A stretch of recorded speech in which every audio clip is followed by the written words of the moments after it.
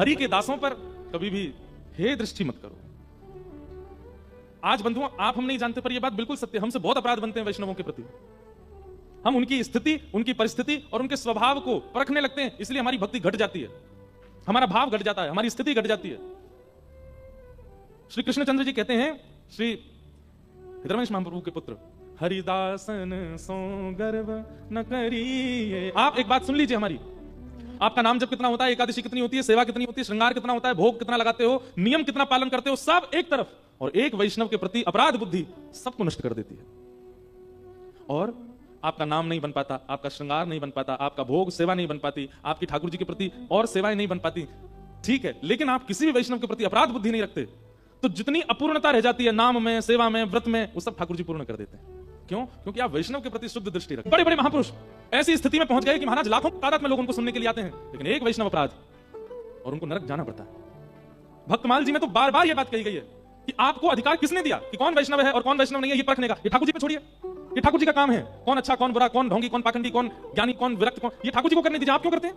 आप तो जिसको भी देखो, जिसके तिलक पर, माथे पर तिलक हो, गले में कंठी माल हो, मुख से केवल कृष्ण कह रहा हो, आप तो उसको वैष्णव ही मानो, उसके प्रति अपराध दृष्टि मत रखो।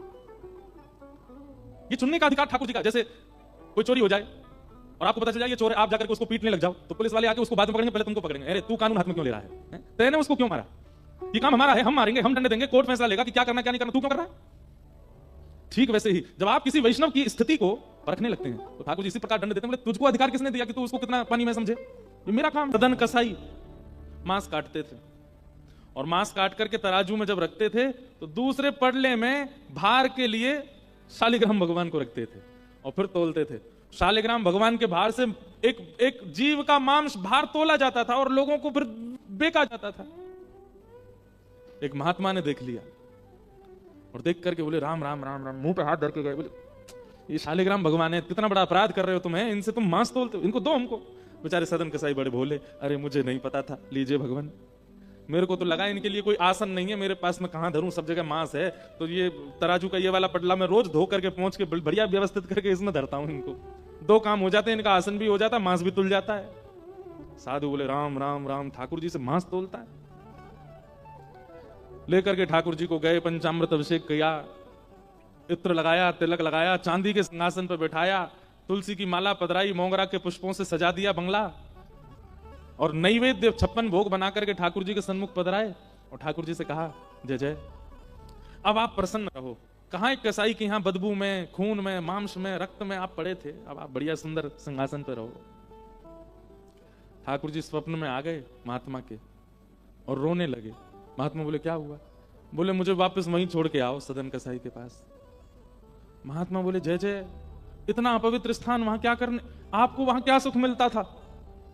ठाकुर जी बोले पता नहीं क्यों, वो इतना भोला है, इतना सीधा है, वो सदना हमको इतना अच्छा लगता है, जब वो तोलता था ना तो उसके तराजू में जब हम ऐसे लुढ़कते थे तो हमको बड़ा सुख मिलता था, हमको वहीं लुढ़कना, वहीं छोड़े आओ।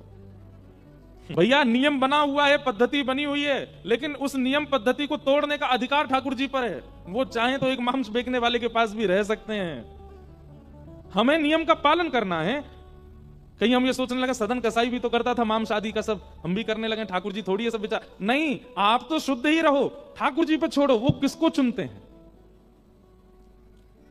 मान गए महात्मा, बोले कि हमने इतना सब कुछ पवित्र आदि सब किया, लेकिन आपको तो वहीं उसी के यहां जाना, ठीक है। दूसरे दिन सदन कसाई के पास गए और ठाकुर जी हाथ में लेकर के महात्मा आए। सदन कसाई तो तुरंत कूद पड़े चरणों में, बोले भगवान मुझसे अपराध हो गया, आप मुझे दंड मत दीजिए। बोले दंड देने नहीं आए भैया, तेरी भक्ति की सराहना करने आए।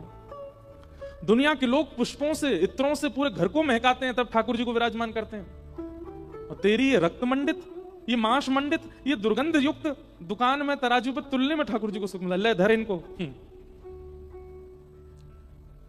उस दिन सदन कसाई के मन में आया, मेरे इतने गलत व्यवहार को भी ठाकुर जी ने नजरअंदाज कर दिया, मैं किस योग्य हूं। बंधुओं हमारी तरफ देखो, सब रोज विचार किया कीजिए रात को, क्या दिन भर में जो जो कृपा ने ठाकुर जी ने आप पे की, आप उसके अधिकारी थे? नहीं थे। हम स्वयं अपने पे विचार करते हैं, हम कथा सुनाने जाते हैं, इतने सारे लोग सुनते हैं, इतने वैष्णव आनंद लेते हैं, इतना लोग नृत्य करते हैं, हम तो इसके अधिकारी नहीं हैं। इतने व्यस्त हो गए कि आपकी सेवा भी नहीं कर पाते हैं, फिर भी आप कितना अनुग्रह करते हैं। बहुत कृपालु हैं ठाकुर जी। बहुत कृपा करते हैं।